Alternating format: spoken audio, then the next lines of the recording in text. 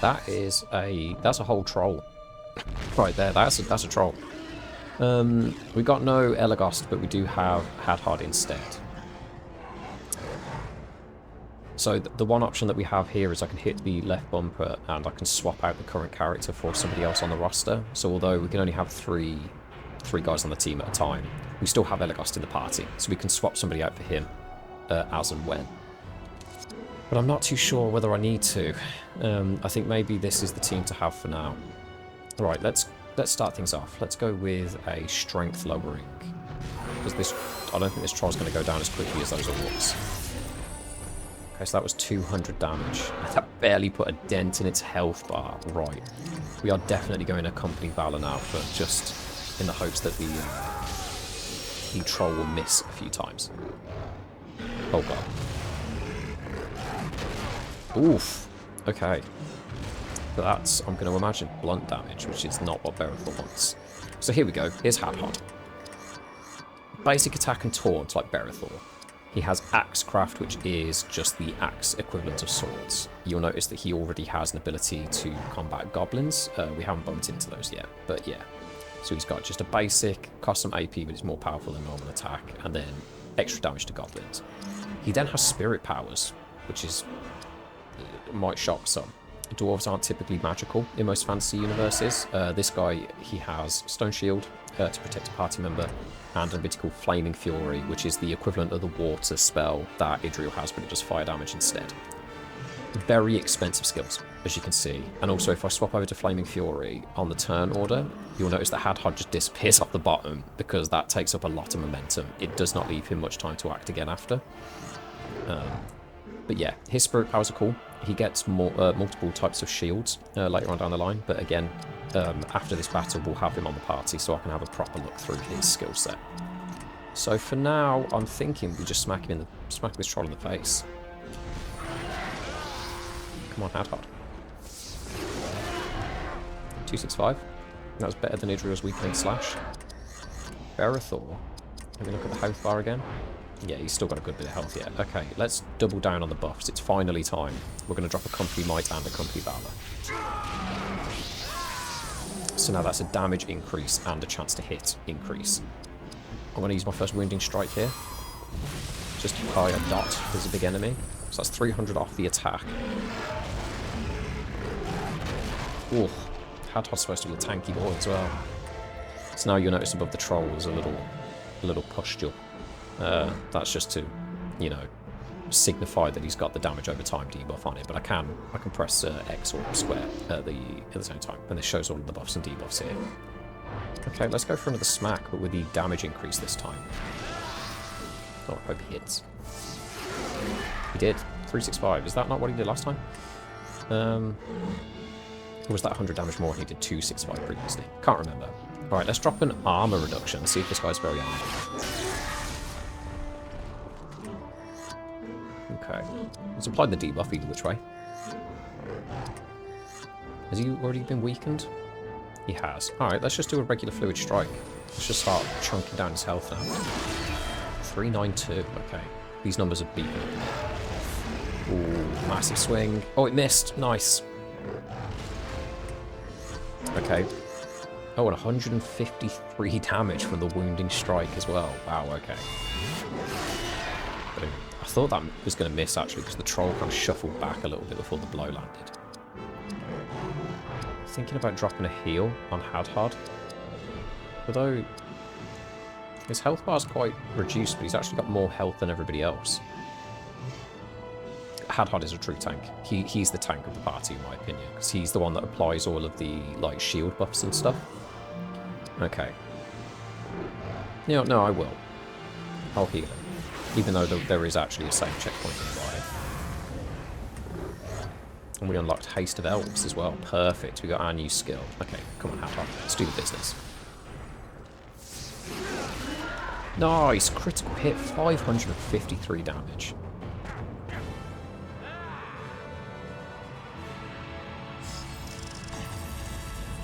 Very good, very good. Very good, very good. Yeah. Elagast, despite the fact that he didn't participate, he gets half the XP that everybody else gets. Hadhod gets a bunch of gear. Okay, he's got a boiled leather pauldrons set and a black iron helm.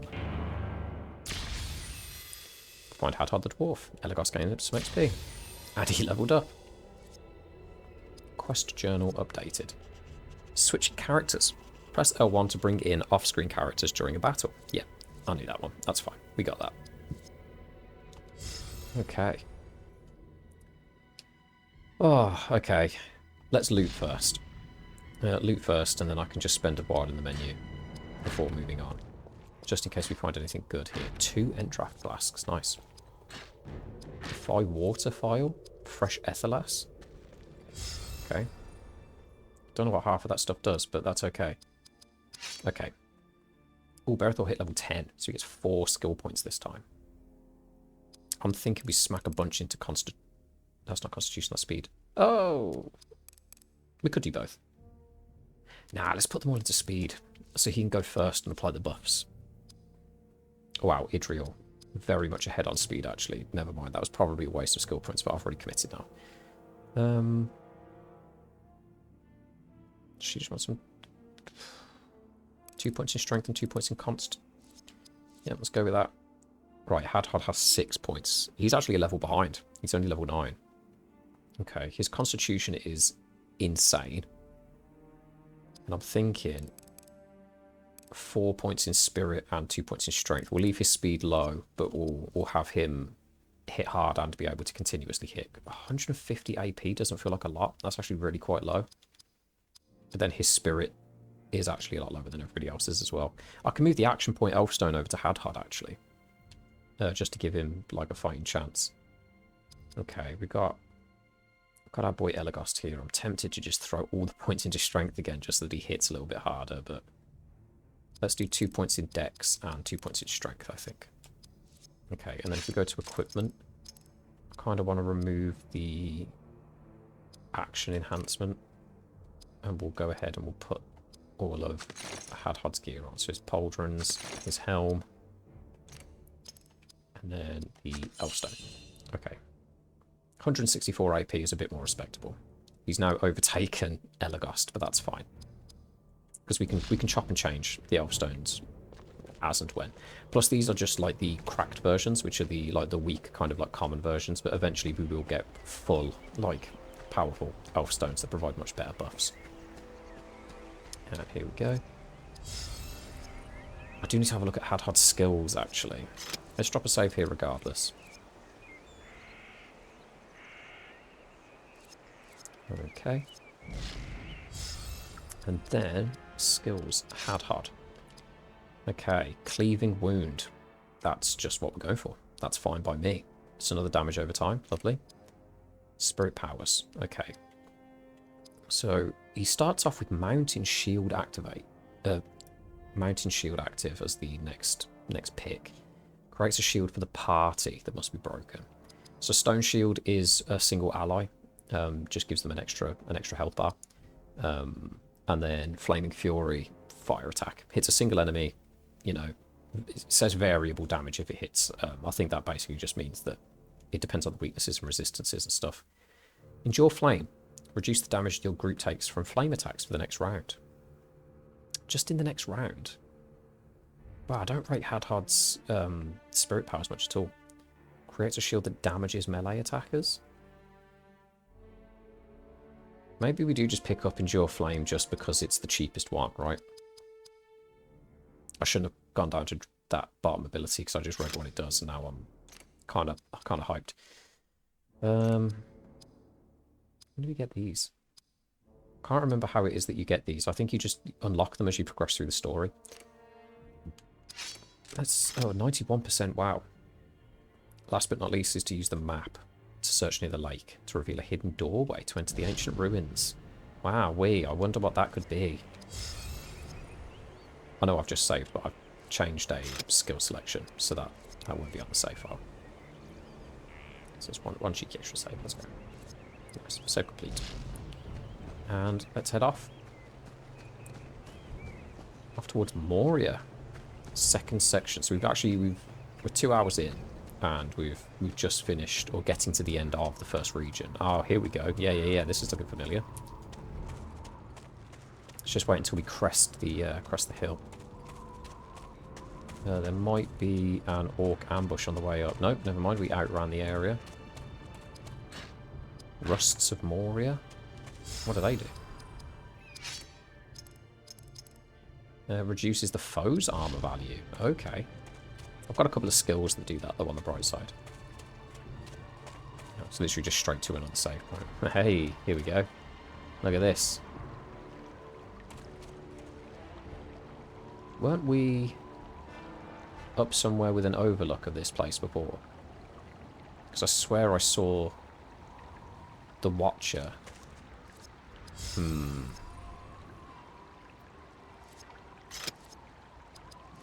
Let's head over to this lake and see what's happening then.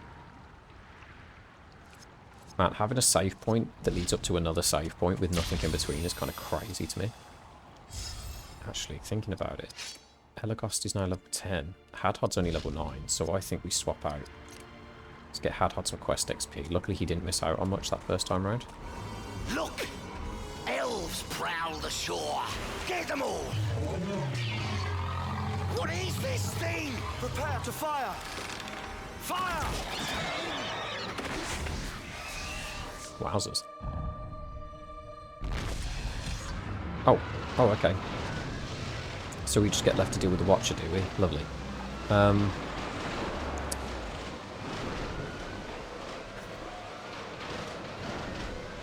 I've got a feeling this guy's going to be pretty tough. So I feel like we kind of need Idriel in there for the heals, right? Okay, alright. Let's examine the Watcher. Right, here we go. He has 3,000 hit points.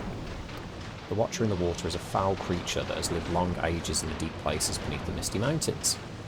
He's fragile to fire damage but strong against water, which is fine. I wasn't really going to use a spirit power with Idriel anyway. And he's kind of normal to everything else, except he's immune to sleep and bind melee. Okay. So we kind of want Hadhod to use his big spell a couple times. That should do the business. Elagast can obviously shoot his arrows, all of his attacks are ranged. And then it's just a case of, do we want Berethor to drop some buffs and then switch out for Idriel to heal afterwards, maybe? I think that might be the play here. Oh dear. Oh dear indeed. I don't think this is going to go super well. Okay, let's use our first Flaming Fury, our first proper spirit power. Okay, 400 damage out of 3,000. Isn't bad going. But I'm only going to be able to do that one more time before Hadhod's out of AP. So...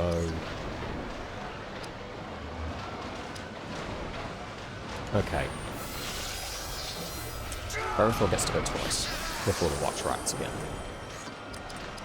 Now, does this thing count as a creature? Because it didn't really specify, did it?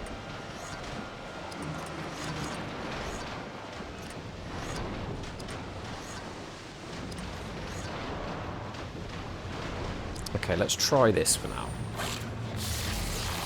We'll lower his melee damage. Berethor gets another go. Group hits and enemy misses, sure. So we've got the damage increase, and then we've got, you know, Elagast has got more chance to hit. Oh, okay, Hadhod tanked that. Very good, very good. Now let's try a creature bane on this guy. Still got like 3/4 of its health. That's crazy. 559. Okay. I'll do a couple more of those. Berethor, I think you've had your day, bud. I think Idriel needs to get in here and make sure the party stays alive at this point. She doesn't get any of the buffs though, because she wasn't present on the field when Berethor used his skills, unfortunately. But I'm hoping that Elagast will just be able to keep up the damage. Wow, a crit for 838. That's huge. Oh dear. Oh, that wasn't. It really was not that bad. Alright, Hadhod, let's get you another skill point, bud. Okay.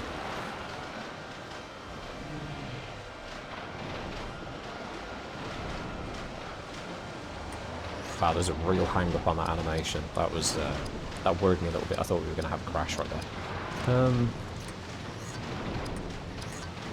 Yeah, let's keep up the heals. Let's keep Elagast alive, because he's kind of the only one that can do anything at the moment.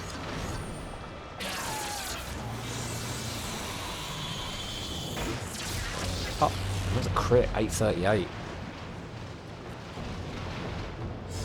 Oh. I guess that did it. Barathor literally dropped 2 buffs and then disappeared, and he got a level up for it. Nice. Oh, party Elfstone of Nimble Crafting and some Shelob slime. Watch out! Those tentacles are powerful! Excellent! They're digging a way in! He has opened the gate! I knew he was good for something. Oh, you. Hadhod. What a kidder. Man, this game's old. Stand back! It shall be a dwarf who first enters Moria.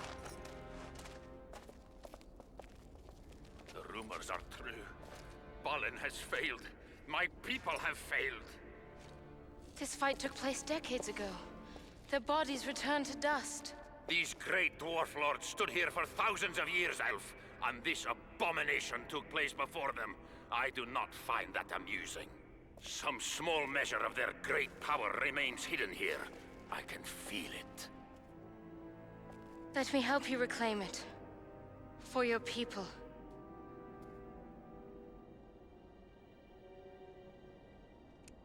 Emotional stuff.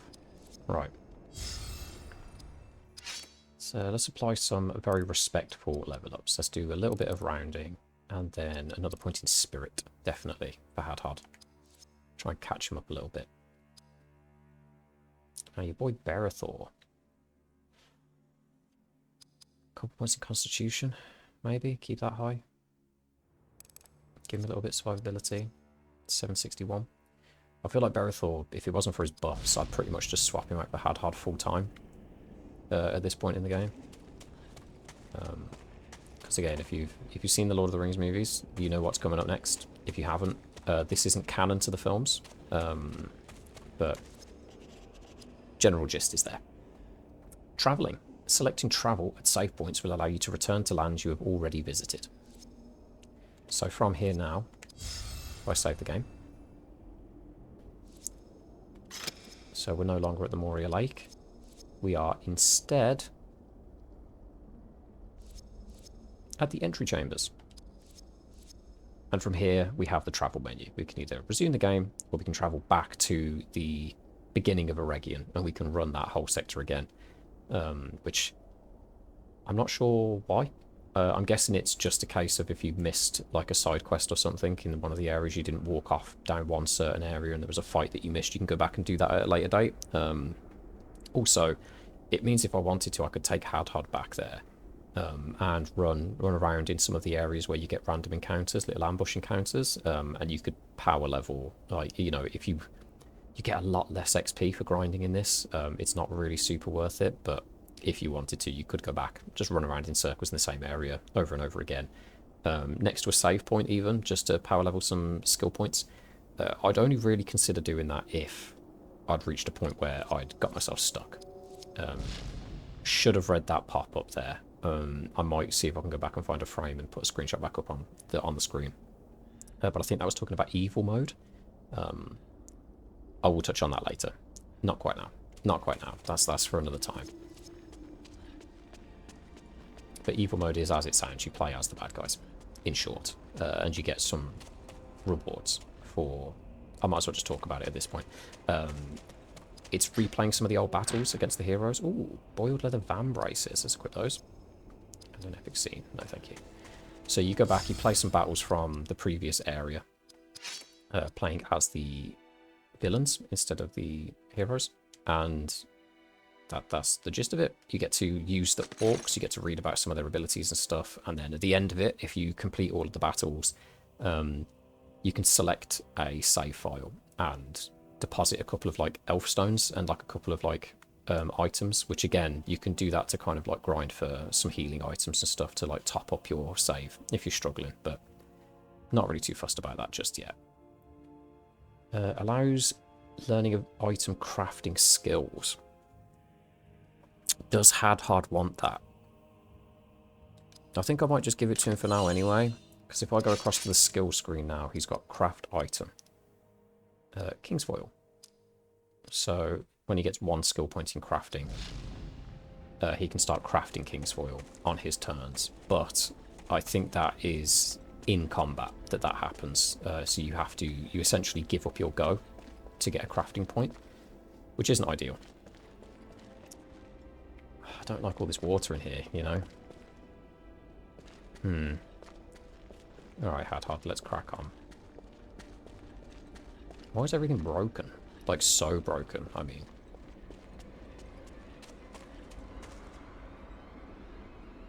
I recognise that water, that music that's in the background. Oh, we splashed. We splashed. Yeah, you'll notice that the combat icon's a bit different as well for the area that we're in. It changes per region. Oh dear. Right. Luckily we saved, so we're back at full strength. So I say we get a Company Valor in here straight off the rip.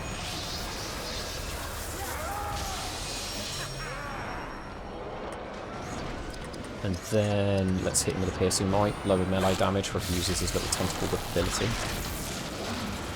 Didn't do too much damage at all. I should have examined him actually to see whether he gets the same. Oh lord. See whether he's got the same HP. But nonetheless, let's get stuck in.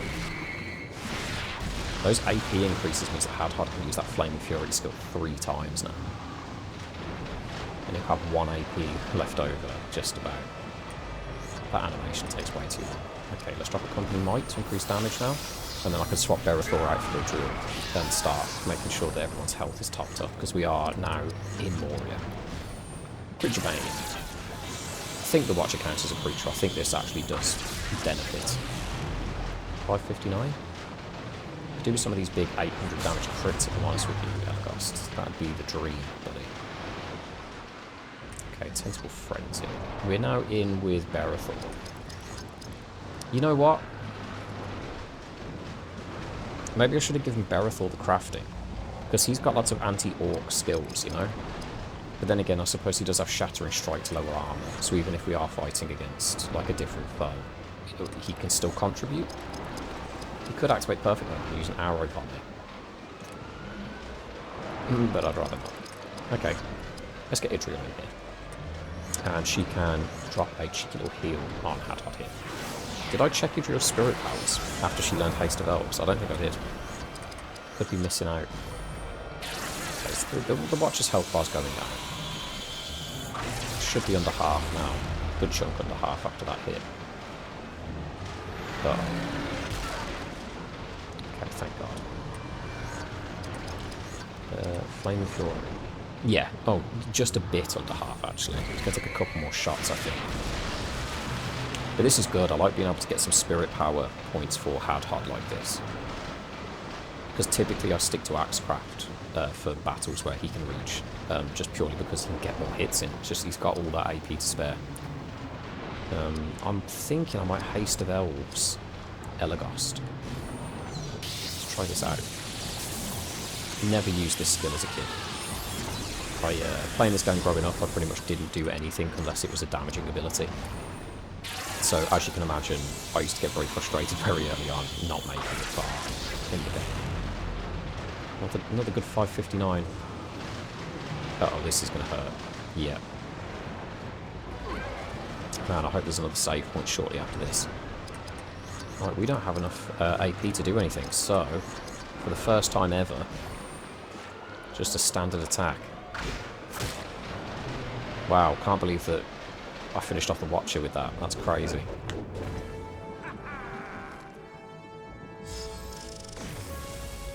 Okay, Idriel's back up to strength. Elgost is back up to strength.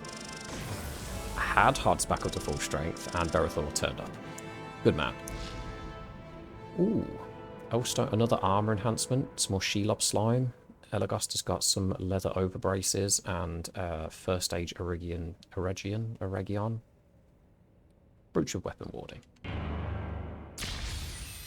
Boom. Wow, okay. I feel like we're powering through some level ups at the moment. Let's put some points in strength for a drill. And a couple points in spirit for Elagos, just so we can keep using his skills.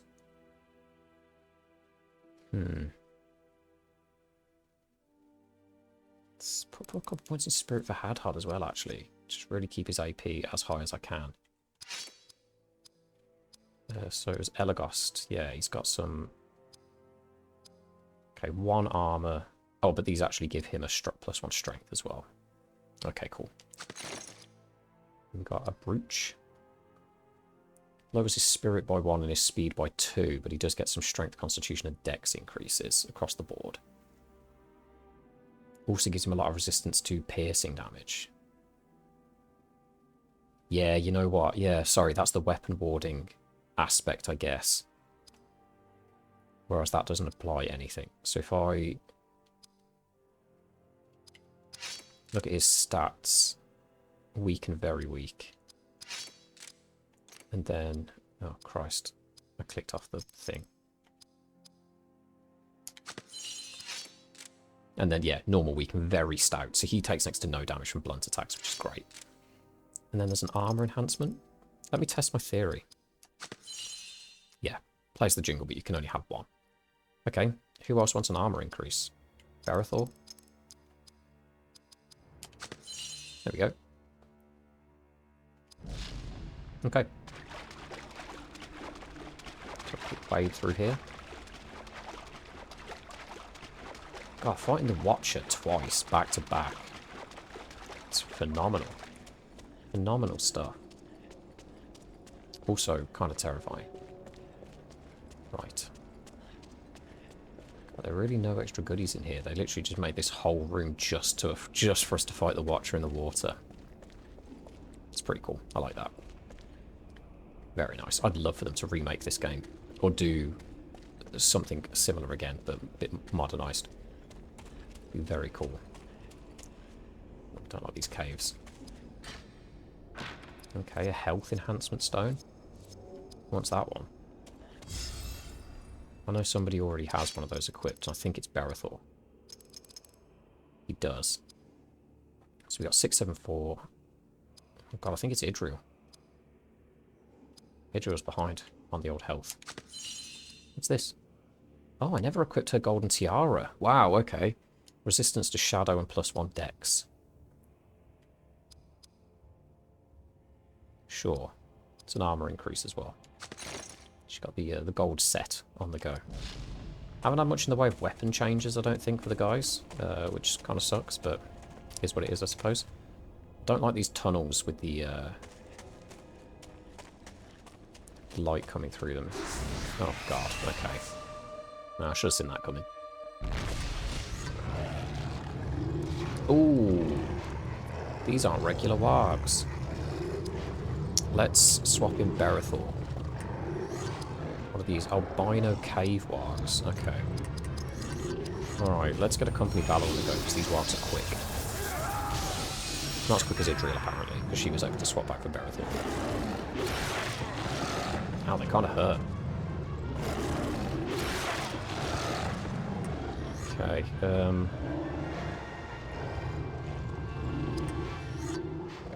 God, if I use an examine, Elagos can act 3 times, potentially. Okay, 1500 health. Saruman drives ravaging wargs north from Isengard, where they often hunt in packs. So they're fragile to water damage, but strong against blunt damage. Ah, and fragile to piercing as well. Okay, that's good. So, Elagos is really in his element here. Let's just smack on the chops to see how we're looking. Okay, 330 damage. They got 1400 health, so not too bad. I'll drop a creature bane on this guy as well, see how much that does. Wow, nearly 500, okay. So, company might. I think I might actually just spam the buffs here. Berethor's closest to leveling up, I think. So he didn't quite get his level up last time. So, with the damage increase, we could be looking at like a nearly 700 damage attack here. Okay, 670. Very good. Berethor. Berethor, stop getting slapped around. Stand your ground, you fool. Ooh, cleaving wound. And 455 damage, good lord. Guys. Do I swap out for Idril? Annoyingly, I want Idril in to heal Berethor. Nah, but then again, he's going to level up soon, so maybe Idril could just heal Hadhot, just top him. Top him off just that little bit. And if this wild lives long enough, maybe a weakening strike. Well, I could have done with a weakening strike first, actually, because he doesn't... Yeah, he's not dead now, he acts. Just undoes that whole heal, of course, of course.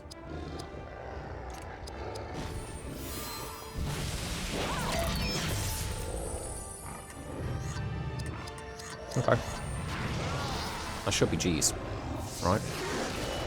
Yeah. Boom.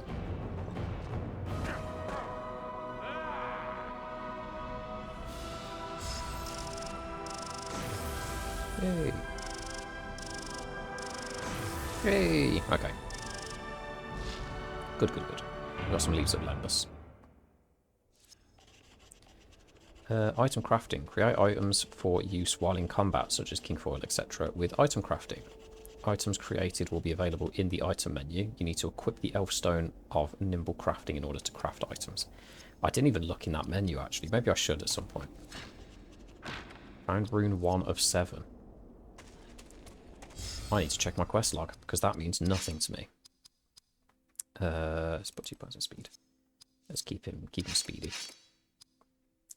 And Berethor can get 2 points in Constitution to tank him up a little bit more. Okay. Right, skills. That's fine. Stunning strike, yep. Drain inspiration.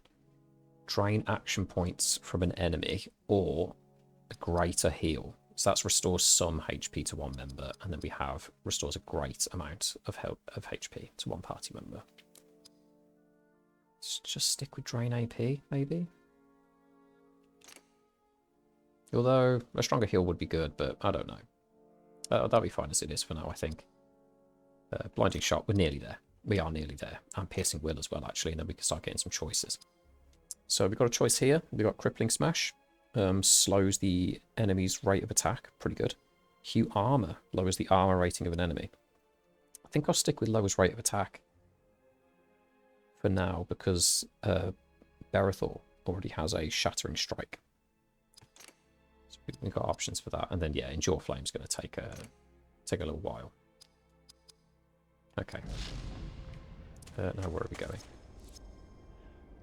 We came in from that way because there's an open chest, so it's back on ourselves. Got distracted already. Can't believe it. Ah, I wanted to look at the quest menu. Sorry, completely forgot. Here we go. West Moria. 20% done. Ah, but the East Moria is its own separate thing. Okay. Yeah, here we go. Confront the Watcher in the water. Find the Watcher's underground lair and drive the creature out of his sanctuary beneath the mountain. Oh. Guess that's what that room is. Never mind. Find 7 dwarf runes.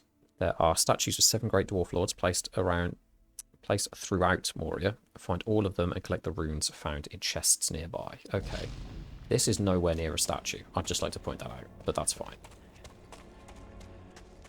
Let's head in through here. Oh, okay. Wow. The map's opening out a little bit again.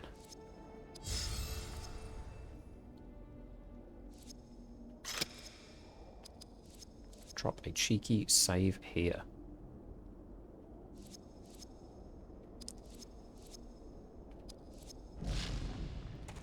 And then off into Moria. What have you got there? It would appear we have discovered the last delving of the dwarves. A great mithril pit. And that mine would likely lead us to the other side of the mountain, would it not? So what do we wait for? Let us follow it!